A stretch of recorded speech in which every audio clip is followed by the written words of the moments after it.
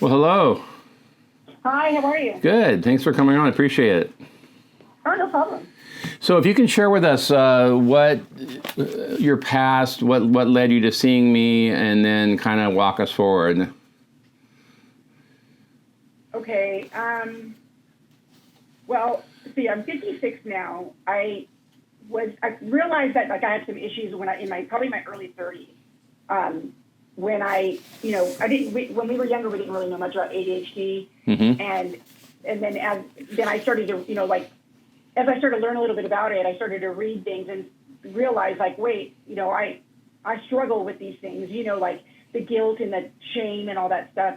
So that's kind of when my mental health trajectory started in my early 30s, and then I also struggled with depression, and it just it's been ongoing all these years. But I feel there's times where I felt like I could control it and stop taking my medication, and then ultimately what would happen is I would kind of spiral.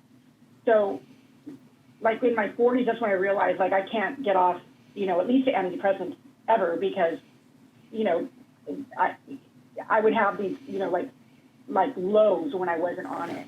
So I just always kind of realized trying to do something for myself when I didn't feel good. When I didn't feel good and I knew that I was struggling. I've always been a big fan of also talk therapy.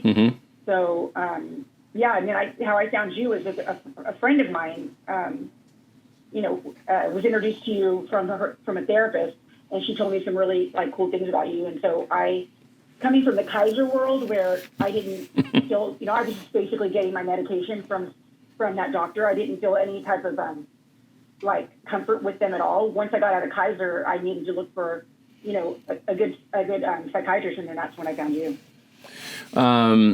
I think that when you first saw me, you were, you're extremely close with your daughter. I think there was a little bit of empty nest stuff going on at the time too, because you were going off to college, and I know both of ours went off to college, and so I know it's tough. It's a tough time because you spend so much time raising them, and all of a sudden they're independent.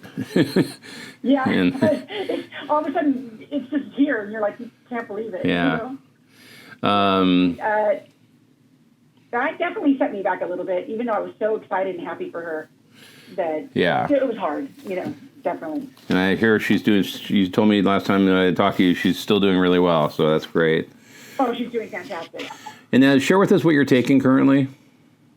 Okay, so I take 40 milligrams of Adderall, and I break that up. So I take 20 milligrams in the morning, and usually another 20 milligrams around 1 p.m. And then I take 450 milligrams of Wellbutrin. Right. To help with my depression. You're the one that when I first started with you could realize that I wasn't taking enough, because at the time when I met with you, I was only taking 150. Right. And I couldn't control my crying. Well, a lot of doctors, I understand the whole Wellbutrin thing. I've been prescribing Wellbutrin for 30 years. Oh, that's it. Yeah, that's it.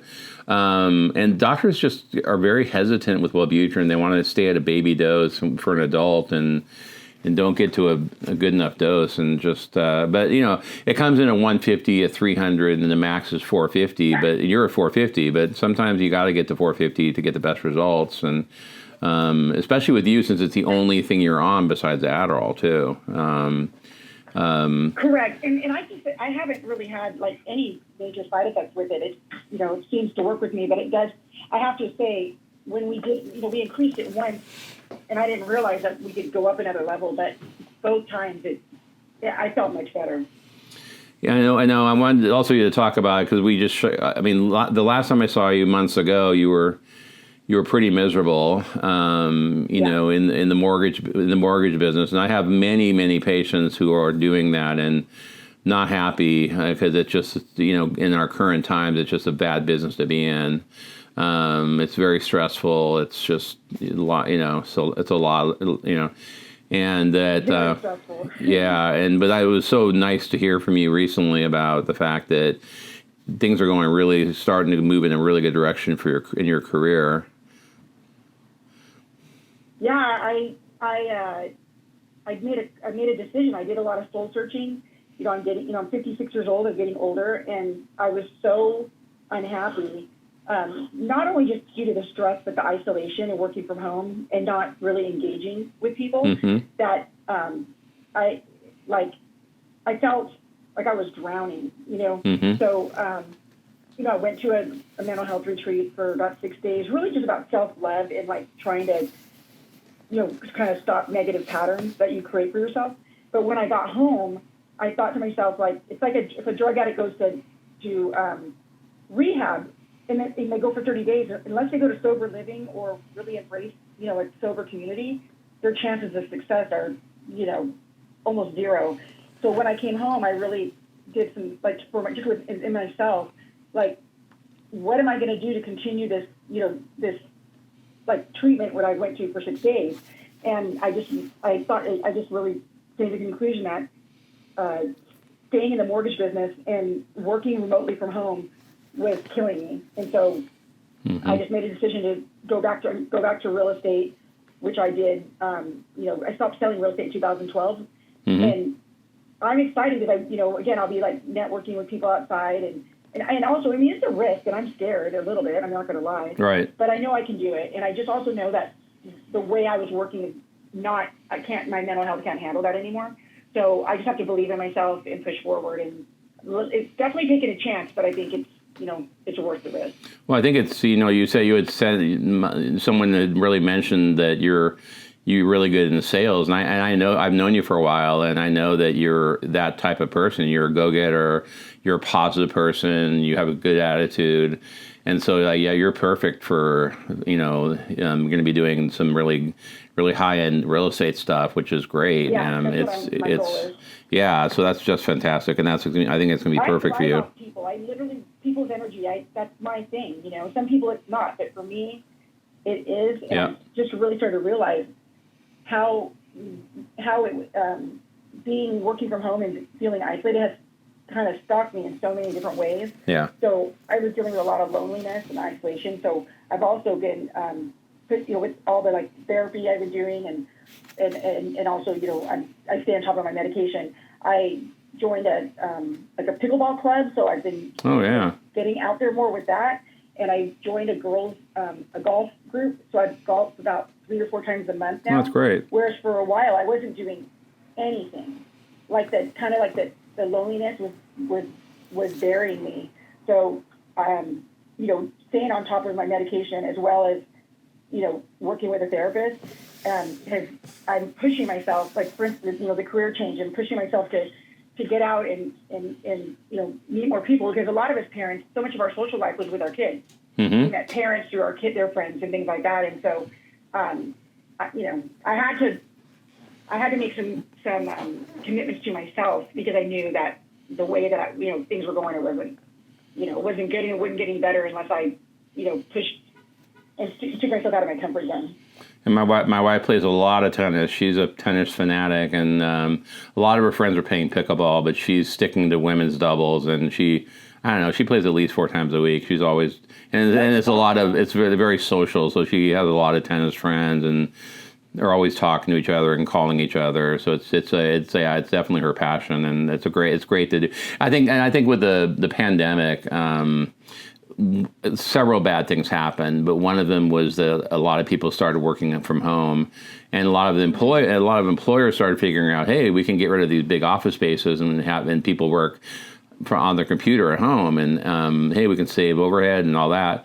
And I mean, I guess it could be good for some people, but it's also, you get kind of lonely, and you get shut in, and you don't have a break from your home. It's just nice. I find it nice to get away from my home and get to my office. And if I had to stay home all day and do this from home, I don't know. I mean, my cat would like it. Seymour would be very happy. My dog like it. Yeah, but Seymour and JG would both be happy. But I would just, I need to get out and get to my.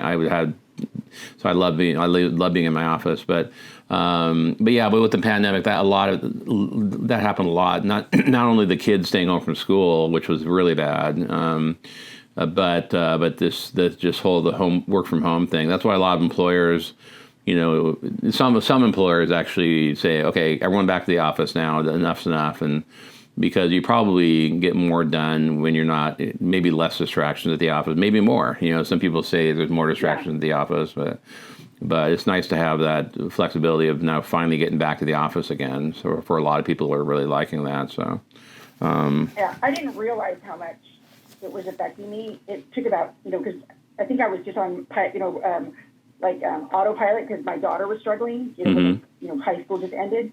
So, but not really realizing that I wasn't leaving my house. I was working, constantly working, and then just rolling over into the living room because my house is, 1,100 square feet, and then it stopped me from just being more social as well. Right. Because if you're at work and you're kind of dressed, and somebody goes, "Hey, you want to meet at 5?" You're like, "Sure." You're kind of dressed in that zone. But when you're at home and you're not dressed, and when you're sweat, you have this sense of this heavy weight on you that you're like, no way, I can't get myself up and ready and go, and it just eventually, it's been about 4 years, right, since COVID. I didn't realize how much it was affecting me, and so it's imperative for me to be right, not be stuck in my home every day. Yep. Yeah. Well, thank you so much for coming on. I really appreciate, and I wish you really well in your new career path, and I think you're going to do great. I'll keep you posted. All right. Thank you. I really appreciate it. Take care. Bye now. Have a great day. Bye. So in her case, again, fairly simple. She's had ADD for a long time, so we got Adderall. But she's also had depression, so we got Adderall moving these, especially working at the norepinephrine and the dopamine sites, which is what ADD medications do. But Wellbutrin is a NDRI. It's a norepinephrine and dopamine reuptake inhibitor.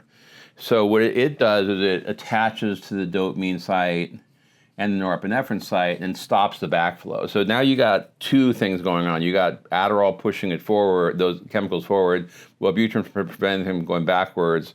And so you got a much more even flow of these two chemicals in her case. And then when I saw her, she was at 150 Wellbutrin, just inadequate. So I put her up to 300 for a week, then got her up to 450. Not everyone is at 450. Sometimes if we go too high, people get a little bit agitated or nervous. So if you can handle it, great. 300 is the average dose for an adult. Most people are at 300. Some people are at 150. More people are at some people are 450, but usually that's the and some people, I like the XL version of Wellbutrin. Some doctors use the twice a day. There's different versions of Wellbutrin. The best one in my opinion is the XL because it's once a day and you don't have to think about taking a second dose of it. So in her case, the highest dose of Wellbutrin, a good dose of Adderall, and she's good to go.